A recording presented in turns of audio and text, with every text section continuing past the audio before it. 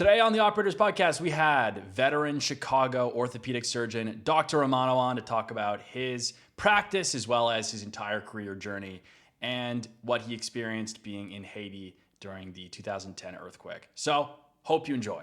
So, what's the story from kind of how you decided to get into medicine to where you got to today at your clinic? Well, I was always going to be a doctor. I mean, from uh, my friend, I was named after my grandfather, who was a physician. My father was in the liquor business, and oh, that's and so my father was in the liquor business. My brother and my cousin were going to go into business, and there's no room for me, so I always had to be a doctor, and so. Um, I wasn't sure if I really wanted to do it, and I went to visit my uh, mom's cousin who lived out in Vermont, who was a physician, and I thought, boy, this is the greatest life. You go and see patients all day, you talk, write some prescriptions, and then we went back to his farm and went horseback riding, and I said, I can do this.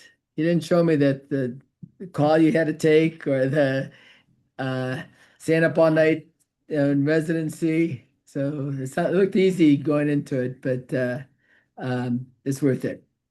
So, why did you decide on orthopedic specifically? Well, I started off in general. So I had changed my mind 100 times. I was going to Yeah. be, my first mentor was a urologist. So I wanted to be, I was going to go into urology.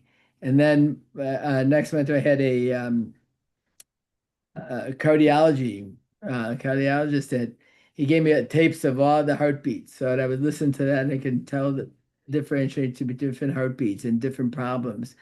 And then my first rotation was in CV surgery, heart surgery. And so I was gonna be a heart surgeon. I like that. And then I did pediatrics and I liked pediatrics, but I liked operating, so I want to be a pediatric surgeon. And so then, or pediatric heart surgeon even. And then I'm on my rotations. And so I said, yeah, I'm going to do surgery. So I started in surgery. And, but the thing is, we're doing all these big surgeries and people are still dying.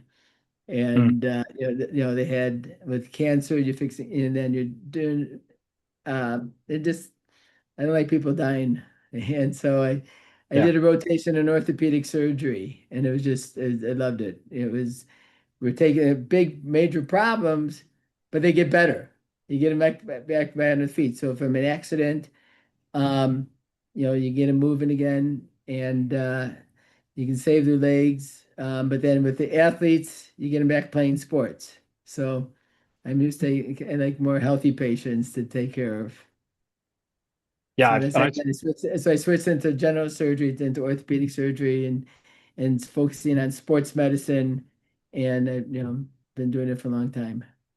so then the clinic, what's the timeline then from you graduating med school as an orthopedic surgeon and then going to Romano Orthopedic Yeah. Center? So all right. So then started in general surgery. So it's 3 years in 2 years in general surgery. I did a year of research. I did 5 years of orthos when I finished. 8 years of residency. It was a long time, but I Yeah. went in practice. I joined a, a solo practitioner orthopedist, Dr. Sheehan, who was just a wonderful man. And we practiced together for 15 years. And he retired, and I couldn't find anybody to join me. And everybody wanted to join a big group. No one wanted to join be a two-man group. So I joined a big group, his orthopedics, and they were great.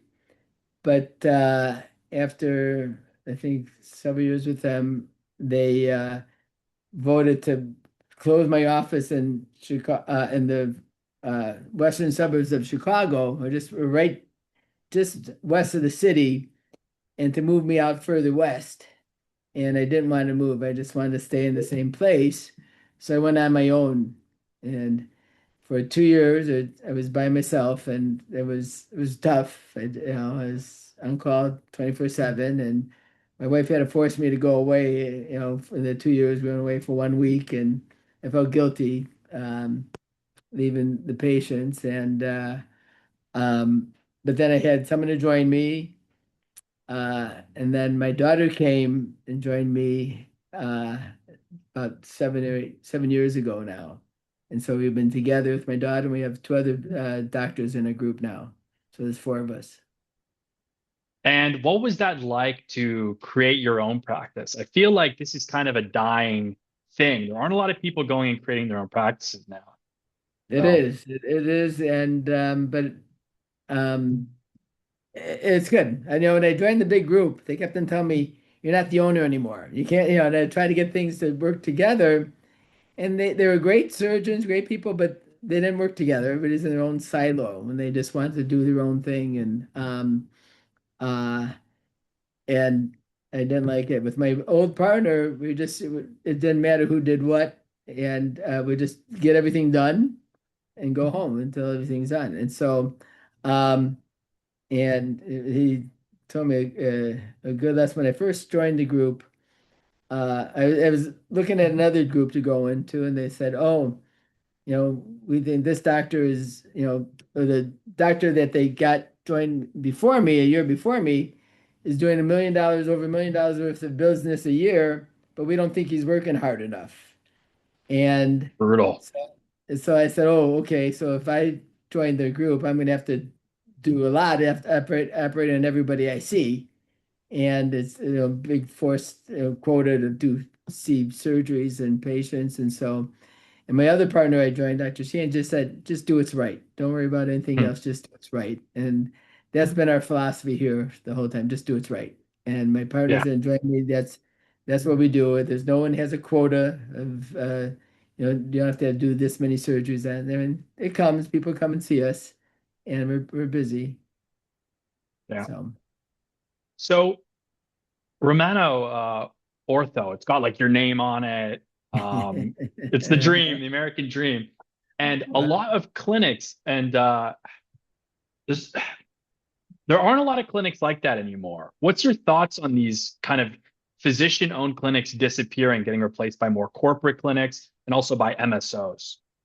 no, it's sad actually because I've had friends that were in practice and then they sold the crack practice to private equities, and now there's a quota, and they got to perform and they got to do and the work. The bottom line is making money, and it's you got to do things efficiently, and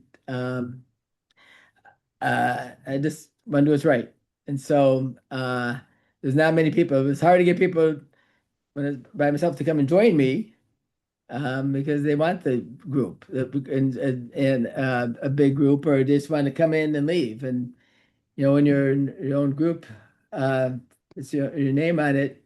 You got to see everybody whenever they come and they call. And so, and I try to get people, as I said, get them in the office, see me in the office, because if you don't get them in the office, they're in my house. They're seeing my Yeah. house. And after church, we see two or three consults after mass every time. And Yeah. so it's fun practicing in the neighborhood. I'm in the neighborhood where I grew up. And so uh, they all know. So you can't hide and you have to do good quality work. Otherwise, they kick you out of town. Yeah, they're gonna And um, and so it's fun. And so kick you out of said, Chicago. I said we can change the name if they want to. It doesn't have to be Romano, but I've been around for a long time now, so they all know me, and so it just um, so we just kept the name at Romano. Yeah.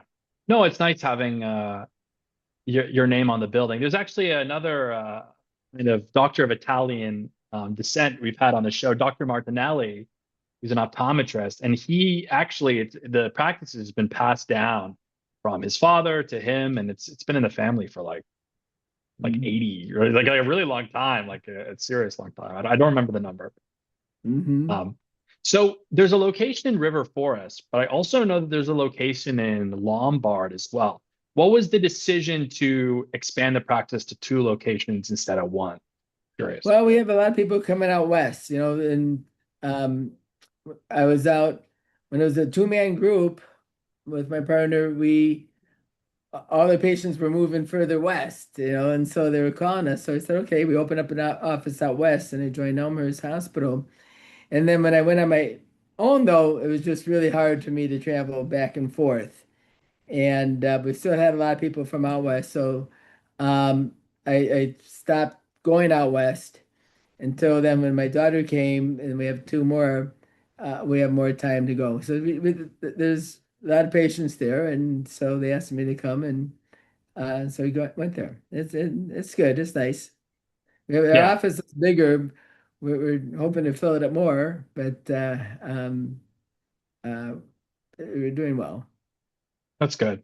Yeah, I guess kind of central Chicago is kind of probably where most people, are, and they don't want to commute all the way out to the other city.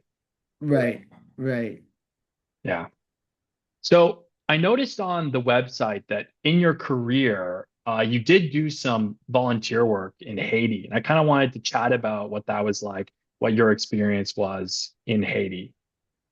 Yeah, that was the most uh, best part of my most fulfilling work that I did was my brother and sister-in-law, or my brother-in-law and sister.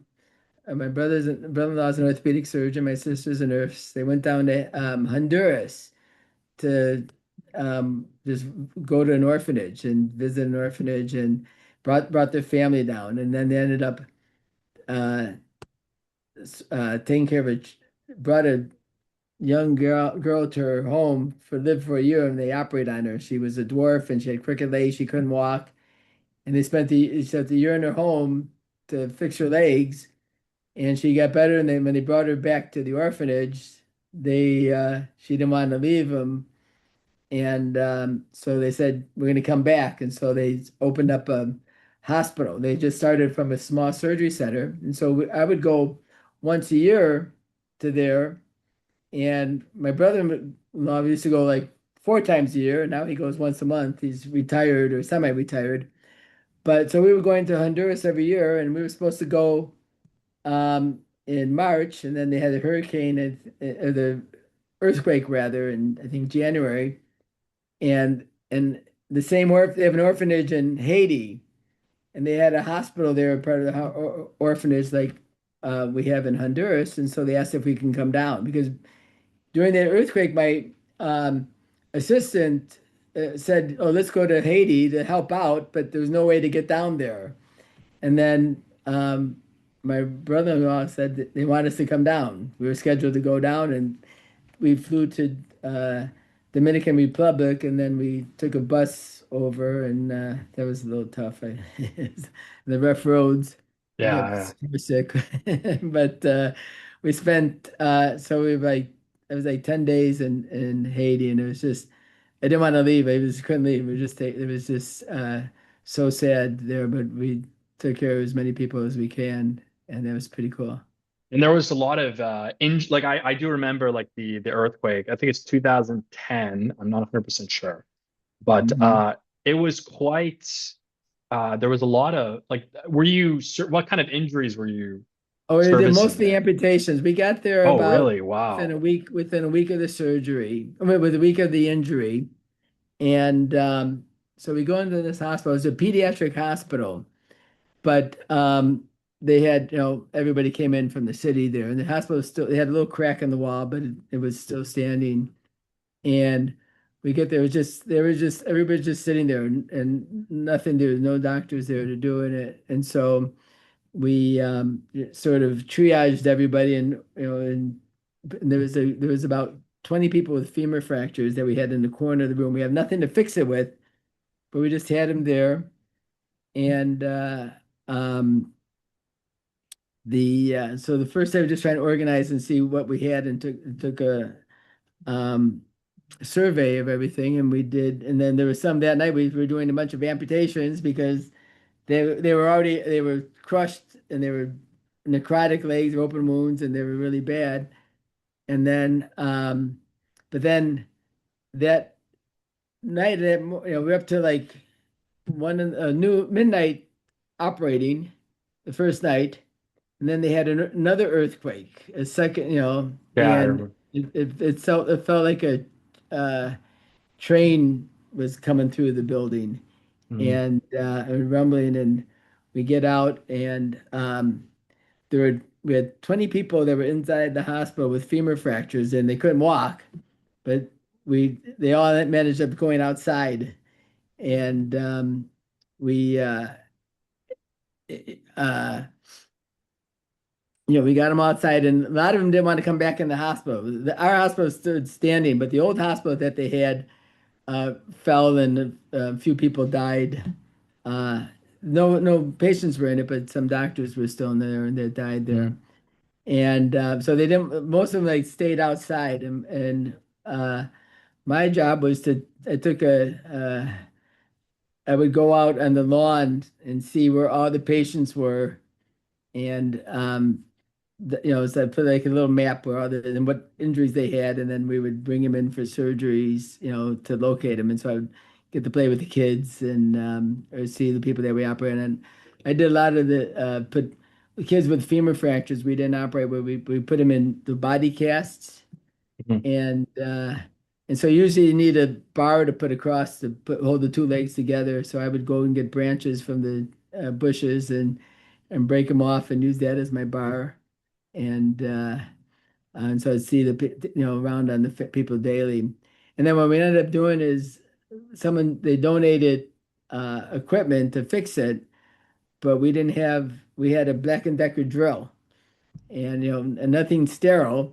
We made one person stayed sterile while the other one held the drill, and we didn't have X-rays during surgery, but we made do, and we did a lot of fractures. And then there was one kid that they wanted to amputate, and they said, no, we can save the leg. We said, we can't save the leg in Haiti, but we need to come in Chicago.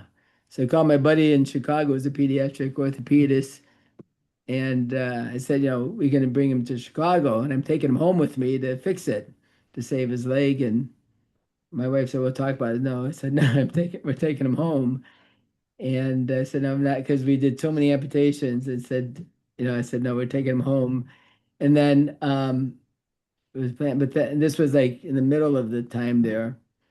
And the and someone from New York sent a plane and took 10 kids from New York with fractures, and they said they were gonna take them. So this is one of the kids we sent up there to fix. And so I didn't, and then not taking him home. And then there's amazing stories. A kid like after 10 days, they found this kid, you know, in the trapped under you know, in the house, and his parents died, but he was there. They found him and had to amputate his leg because but he survived. And the cool thing is, I'm looking at the pictures of it, and I saw him like a year later, happy and doing well. And so, Awesome. yeah, that was just a great experience. And I really, when the bus came to take us back to the airport, they were waiting for me because they just said, just well, I'm gonna take one more person, one more. I hate it was hard to leave, Yeah. but that was a cool experience. Yeah, it's awesome to hear that you are willing to go out there and do that. Um, Another kind of tragedy I wanted to talk to you about, is the COVID pandemic. It was really a hard time, I know, for a lot of physicians. How are you able to cope with that? So what we did is uh, we we split up the our office to two different groups. And so we did Monday and Wednesdays. I was in the office and with my Monday, Wednesday group. And Tuesdays and Thursdays, my daughter was in the office with her group. But when she was in the office, I'd operate. I'd be in the hospital, and then have to. We didn't do the many operations. We did had to do some operations, but then we always would dressed up in we'd have to see. We took care of people with COVID, and so we dressed up in the moon suits and took care of them. Yeah. And then we had the hardest part is we were supposed to see my daughter for we separated, Mm, so because we didn't want to. It goes if one of us we both could get sick, and we'd go visit our grandchildren, and the first time they're trying to run out to come and see me, and they had a grab them so they didn't come out and touch us. And then Mm, we did that for a few weeks, and then we said, oh, we couldn't do it much longer, so we were safe, but uh, we got together mostly outside. Everything was outside with them, so um, but it was but we I was and then when I wasn't seen in the office, I mean, I was on video phone calls, and I'm on the floor, trying to show them patients how to stretch and what to do, um, and I had someone else, the family tested him to see if I could diagnose what's going on, and um, but I still had, we came in and gave injections, and we still had to get X-rays, and so we were busy. We really didn't close at all during the whole COVID. We worked the whole time. awesome. Good to hear. So I want to now pivot kind of more into the medical space. I know that there's a lot of um, values and ideas that you have about orthopedics. I kind of wanted to touch on. I spoke to your team before, and they mentioned that there's a lot around, like, for example, a lot of orthopedic doctors might say, let's go do surgery. I know that you're not a fan of that. There's some other procedures that you recommend for your patients that are a little bit less invasive. You want to touch on that? Okay, first I am a surgeon, and so people said, "Oh, I come to you because you don't like to operate." So no, I love to operate. It's a favorite thing, but only if I have to. So I mean, surgery, you need surgery. Okay, there's things that need the surgery, but there's all the other things that are you can do. And been about 15 years ago now, I was introduced to something called automatic motor nerve reflex testing that an orthopedic surgeon designed, and how he checks people's balance. And if their balance is off and they go back to the infant reflex, when they're infants, the lights go off, you go to sleep, you outgrow it. But if you have a nerve problem, your lights go off, you lose your balance and you lose your strength. And so Mm, I've learned that program, or that technique. My nephew is a dentist, and he picked it up because um, they use it for he does for TMJ problems, and they know if that you have and the doctor, the dentist that was met this orthopedist saw, if you treat their TMJ problems, their nerve problem in their jaw, and their balance is better, that mouth guard is going to work. If you put a mouth guard in and the balance is still bad, you got to try it again. And so that's mhm, how they use the balance testing. Well, there's, a nerve in the jaw, but there's nerves all over the body. And so I was using those tests to see if they had a balance problem, and then where is the injury, find the source of the injury. mm, And and so I started using that technique, and then I just started practicing and finding the source of the injury. And I actually wrote a book on finding the source. And it's just like it just changed the way I practice medicine, because we're trained to come with shoulder pain. Okay, you have a rotator cuff tear, let's fix it. Okay, I mean, you go pain for your shoulder, and but there's no correlation between the size of a size of a tear and the amount of pain you have. You could have a small tear and a lot of pain, or a big tear and very little pain. So pain has mm, nothing to do with it, but that's what people complain about. What correlates it is the comorbidities. The more problems you have, the more pain you have. And so my job is what I've been doing is finding where else they have. Where else they have pain. They may have carpal tunnel syndrome. They have back problems. They may have breathing problems, and if you got to fix all that in order to improve the shoulder, because a lot of our surgeries, maybe 70-80% successful, and that's considered good. But if you took your car to a shop and there's an 80% chance you still have a problem and you come out, that's not good. mm. And you expect all of them, but everybody expects it. But we're not miracle workers. But um, if you might think if you fix all the other stuff, and so I do that first, and they fix all that stuff, and their pain gets better. They don't need surgery, and so that's what I've been doing the last 15 years. Really, is just trying to all the other things and fixing all the other problems, and you just find out that that's enough. You don't need surgery. Hmm. Why do you think that these modalities aren't more widely used in orthopedics? Um, well, it's hard to prove. That's the Hmm. biggest thing. And so this doctor, he's from California, and I met some doctors, and he's since passed away, and he was still an eccentric kind of guy. And I met an old time doctor who knew him and said, "Oh, this guy's crazy," and uh, and it's nothing that you can really prove, but no, it works. And so, but we're just meant to go and fix things, and so, and this isn't fixing it, or it's finding the other stuff, but um, and so it's hard to prove. Everybody wants, proof. So, but the biggest thing is, for instance, I work with carpal tunnel syndrome, and people have the carpal tunnel surgery is the most common surgery that we do as orthopedists. And I used to do 40 or 50 carpal tunnel surgeries a year. Hmm. And now when I'm finding it and I found, techniques how to improve it without surgery, I do about five, Hmm. the five or less carpal tunnel surgeries a year. Sometimes they still need it. I mean, but there's other things you can do. And so what I've learned is, you treat it and then the reflex goes away, and then though it's going to get better. And then I found out then what makes the reflex come back, so try and avoid things. So for a carpal tunnel, the things that we have is I just have them pulling on the wrist and not pushing down. When you pull on the wrist, it puts the back in better alignment. The nerve is not irritated. And then when you push down on the wrist, it irritates the nerve. So just something as simple as that Hmm. just saves a lot of surgery. And all this stuff is, people just think, oh, this is magic, or you're tricking me, or you're Magic.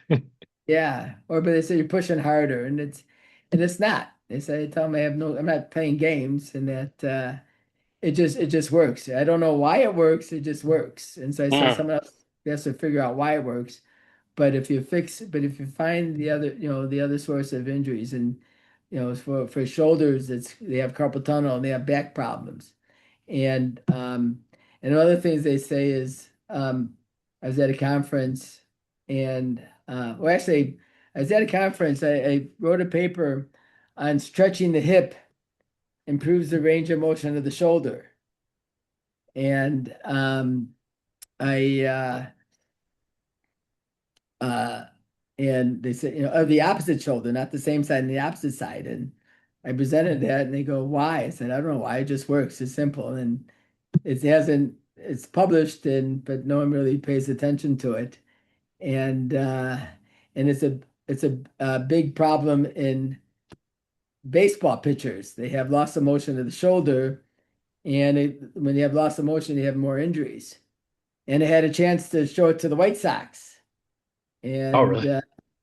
I uh, and I saw I met Reinsdorfer, and he had a balance problem, and I helped his balance, and he goes, "Oh, you got to show it to my teammates. I mean, to my staff." So I showed it to the staff, and he's, "Oh, this is good. We got to come out of town and come back." But then afterwards, they said, "Don't call us. We'll call you." And I don't know if they wanted. And so I guess we're talking to other people, and they just thought it's too crazy. But I said, "Okay, that's fine." But Hmm. um, I uh, I did actually my favorite thing I did is, besides the Haiti one, is the cool things. I have a friend who's a Navy SEAL, or my daughter's old boyfriend is he's a Navy SEAL, and he would call me every time he get hurt. And so he called me it was in Coronado, and I said, "Oh no, don't have surgery. Try the stretches and see if it helps." And he got better. He goes, "Man, you got to show my team." So 2 weeks later, I was down in Coronado, and I worked out with the Navy SEALs in the morning, and I was able to keep up with it. I didn't do the same weights that they did, but it was, but I was Smaller able weights, to, but same level. yeah, same intensity, yeah. So I just keep up with them, And then afterwards, I met with them. There were 17 of them, and I said, "Okay, number one rule: I'm going to push you guys, but no one can push me back." And uh, and so I did. And so as all of them had a problem, and I pushed. And then one guy, he's like one of the biggest guys, and they're not really big people too. They're tough, but they're not really huge. But he's like 6 feet tall, and he had a deviated septum. So I know when you have breathing problems, you know you're gonna have problems. He goes, "You're not gonna push me over," and he went down like a rag doll, Hmm. and and we fixed it. And so I said, "No, you need your sinuses fixed," and uh, he did, and he's been doing great ever since. And I have stretches that we do. I'm the team doctor for Fenwick High School, and we won state recently. That's just this year and 4 years ago. But the biggest thing is we have a lot less injuries now. If you have better balance, you're on the field, you have less injuries. And if you finish the season with the same players that you start with, you can, do better at the end. Now we did Hmm. have a guy that had an ACL tear, but if a 200 plus pound guy falls on your knee, you're gonna hurt something. But a lot of the things is, uh, if you have better balance and preventing injuries, you can do well. Yeah, that's awesome. So you mentioned that helping people with balance, and then that lowers the risk of injury. You mentioned uh, carpal tunnel surgeries are now happening less often because of these modalities. Can you give any other examples of how you're avoiding surgery at the clinic or success Yeah, stories? well, yeah, a lot of people, hip pain is another one. They say, okay, there's hip pain, there's something you have a labral tear. Okay, well, over 50% of people have labral tears. And so they may not be symptomatic, or they have something they called FAI, femoral acetabular insufficiency, whereas you have like a little deformity in your head and your hip. Okay. But all of a sudden, you may have it on both sides, but one side hurts. Okay, so let's go and operate on it and we can fix it to normal size. Well, it didn't hurt, before, now it hurts. I don't think that's the problem. And the labor is not the problem. And it's they have the pelvis is out of alignment. And I've showed those stretching techniques to put the pelvis back in alignment and what to do to avoid to get it out of alignment. And if you teach them how to do that and then work on the core strengthening, you can avoid surgery. And the first time so I realized that, I mean, this is something that I've been learning over the years, and I checked their balance, but one guy, was soccer player, and he was and he saw something after practice, he hurt himself. And so they did he had a labral tear. So they're going to operate on him. And they came and brought him to me. And he said, "Okay, how'd you hurt yourself?" And well, after practice, I was doing butterfly stretches. And, his balance was off, but it was nothing I saw before. So it's okay, let's do the opposite of butterfly stretches. And that was, just do like twisting your hip. And like an open book stretch, they call it. And he did that, and his pain went away, and his strength came back to normal. Okay, and then try butterfly stretch. Oh, and that threw him off. No one does butterfly stretches anymore. It's banned from football. Hmm. And uh, but he was going to have surgery, but the pain went away. Why is And it I had banned? because butterfly throws it off. It throws you off of it throws your pelvis out of alignment. Uh, So, but not everybody, but just if you do, it's like having a sprained ankle. If you do it too much, it gives out, and hmm. so it throws them out of alignment. And so every year before the football season, I take the five biggest players on the team, and I test the balance. It's okay if I can throw anybody. If everybody can stay balanced and I don't throw you off, I'll buy your team pizza. And so the first five guys I did. So I took the biggest guys, and all of them were balances off. And all had the same thing. I said, "What are you guys doing?" And they were doing sumo squats. And so Mm. sumo squats are like ultimate, the butterfly stretches, and they're just all throwing them off. And so they banned sumo squats too. Now I found though since then, if you use the styrofoam roll, it keeps the pelvis back in alignment, and then actually you can do the sumo squats. But I still tell them that's probably not a good stretch. Do it, just do regular squats. But there's things that we have them do to prevent injuries. But the biggest thing is like I've just ACL tears. That's how I actually got into doing this. I so my nephew was telling me, oh, you got to go and learn this technique, the dentist. And so I said, okay, but I was busy. I was by myself at the time in my office, and it was in Canada.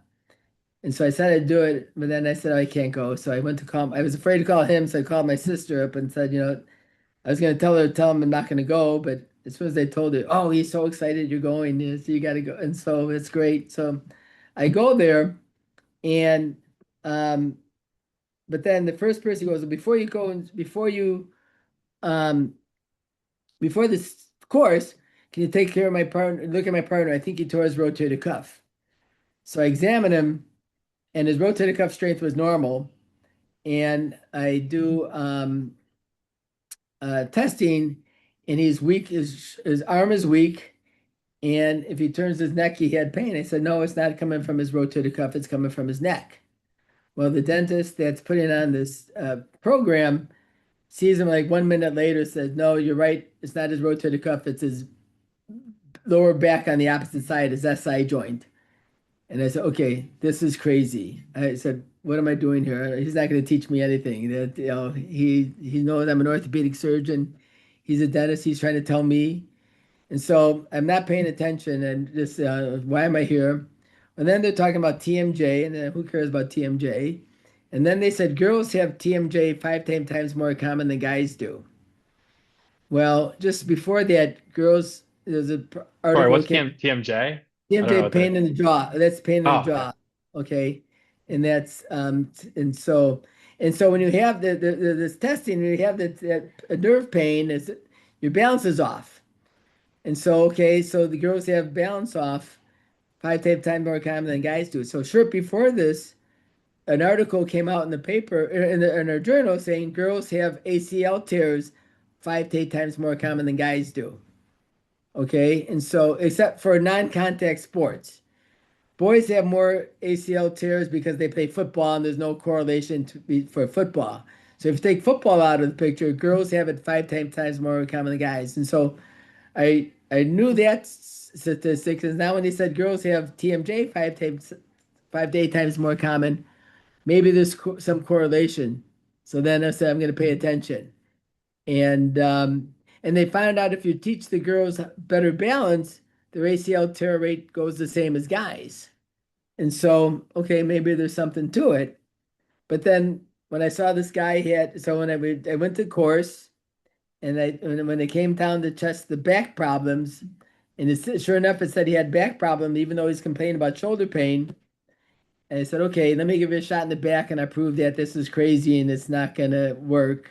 So I gave the guy a shot in his back, and not only did his pain go away in his shoulder, but his strength came back to normal. And Awesome. it doesn't make any sense. There's nothing in the medical literature that says the lower back is connected to the opposite shoulder. And I have an article now that talks the stretching helps it, but it doesn't make any sense, but it works. And so ever since I've been just testing everybody, and you find some crazy things, but they do get better. So I'm not operating as much as I used to, but I get good results and better results. And so I still say I see more patients now, but a lot of them get better without surgery. And so I tell people I've done enough surgeries, I don't need to do any more. So we work on better balance. And we also have a program working on osteoporosis too. We want, because if they do fall, they want strong bones. So I went into more prevention. So if you have strong bones and better balance, you live longer. Great segue, because that was kind of the last set of questions was like, what do you recommend to prevent having to go to the orthopedic surgeon, other than like, work out and stuff, but like kind of Yeah, more. no, I said if people, so I have a list like 8 to 10 stretches I have people do that put some help in alignment. So before every football practice, our team does the stretches. and at halftime they'll do it again. And if people did that, I think I wouldn't be as busy. But also, but we also um, so better balance and stronger bones. So drink your milk, and Yeah. osteoporosis is a big problem. People are living longer, okay, and so now they haven't fallen and breaking, and they're breaking their hips. When you break your hip, oh, there's 20% mortality. 20% people die within a year of breaking a Mm. hip of over 65, and another 20% end up in a nursing home. And if they survive the nursing home, they half of them drop down a level of walking. So if they don't need Mm. anything, they need a cane, or if they need a cane, they need a walker. And so it's a hip fractures are a big deal. And so if you get your calcium and vitamin D, and people stop drinking milk. I had a patient said, "Oh, humans are the only people that weren't weaned from the mother's milk. You don't need to drink, you don't have to drink milk after you're weaned from your mother." And I said, "Yeah, but they shoot horses when they break their legs, Yeah. It's so without you need calcium and vitamin D. I don't if people are lactose intolerant, you get, they have almond milk, Mm. there's supplements, uh but it's better to get it in milk. With older patients, they had pills for calcium pills. Yeah. The ones that took calcium pills had less fractures, but they also had more heart attacks and more strokes No, that's not because good. you absorb it too fast. It clots that in your artery. So it's recommended to get it more in your diet and get the calcium and vitamin D. So you need to exercise, um, and that stronger bones too, and some weight training is good. They recommend uh, was it like 2 hours of uh, uh, aerobic exercise a week, and then some strength training every Hmm. week, and so just well balanced. And then but you get your calcium and vitamin D. Sleep is we didn't really talk about, it's very important. You talk about, I said about the breathing problems too, and if you're not sleeping well, you're healing when you're sleeping. And people, if people have breathing problems, it has back pain, but you also can have sleep apnea. Mm. And when you're not sleeping well, you're not healing. And so there's more injuries. And so a lot of times people wake up with back pain at nighttime or shoulder pain at nighttime. And it's not like they're wrestling anybody at nighttime. They're not sleeping well. And they're not breathing. The oxygen level goes up, goes down, and then the pain level goes up. And so we also stress sleep in our clinic, and just, people with obstructed breathing, we have that taken care of too. And so Got it. then nutrition, yeah, so nutrition, sleep, exercise, um, it's important.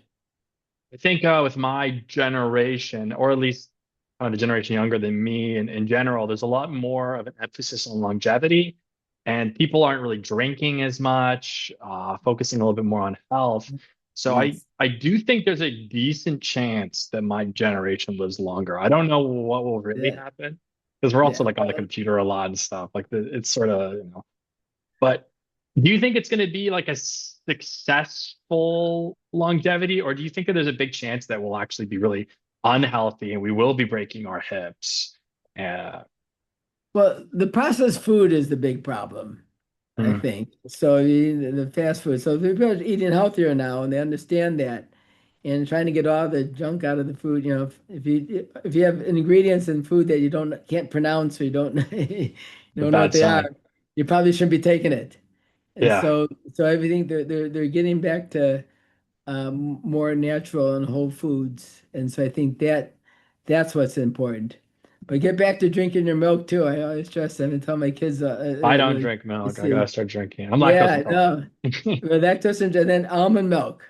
And I'll then I drink don't almond milk. want to advertise them, but we have my grandchildren. They have they have the lactose milk too. The Fairlife milk, the lactose free, and they have the chocolate milk. So I'll have like, and I'm lactose intolerant, but I'll drink the lactose free milk and put a little chocolate milk in there, and my grandchildren call it a milkshake, and so they're glad to drink it. And so uh, it's Yeah, you need to get the calcium in your diet. So, and people say, oh, I eat uh, spinach. You know, spinach, broccoli has calcium, but Mm, you need 1,000 milligrams of calcium a day, and a cup of spinach is 100. So you're going to be eating a lot of greens, you know, if you just rely on vegetables to do it. And so that you need it to get like a supplement. If you do a supplement though, you need it, you know, like I do like 250 at a time. I don't want to, you don't do all 1,000 at one time because that can clog your arteries. But I'd rather get the kids in the habit of, you know, getting their milk or cheese, yogurt. You know, they adults with eat 2 yogurts a day have less fractures.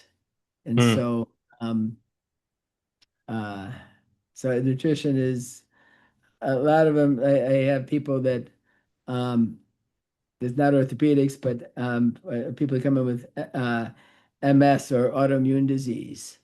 That's you know, that's a big problem. Your body's eating itself. And there's a lot of drugs you do, which, you know, which you can spend 500,000 to $1 million worth of drugs for these diseases. And, but there's also doctors that, I mean, there's treatment of just diet. You go yeah. on, you know, no sugar, no grains, and it's like more like a paleo diet. And the doctor that started it, um, uh, went from a wheelchair to doing in a couple of months, doing a 100-mile bike ride.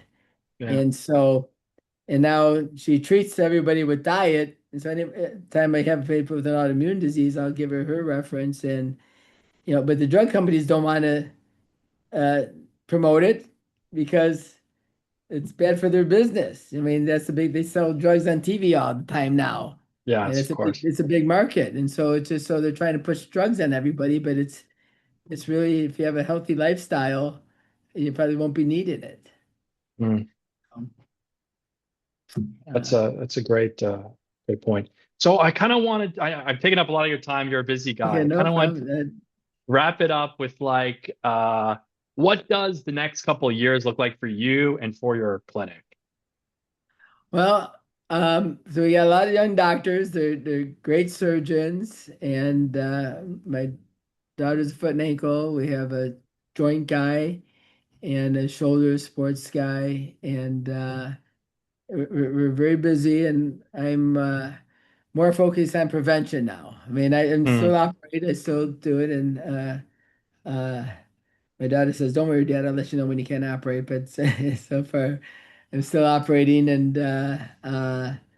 enjoy it a lot. But also, but I like to prevent injuries, and I do like seeing, like, for people that can't get better, that are, you know, have multiple injuries, sports injuries, or for people that have back pain and nothing's working, and, you know, and they say, "Oh, let's do surgery," you know, and I'd rather, you know, I enjoy seeing those patients, and no, there's something else we could do that no one looked at.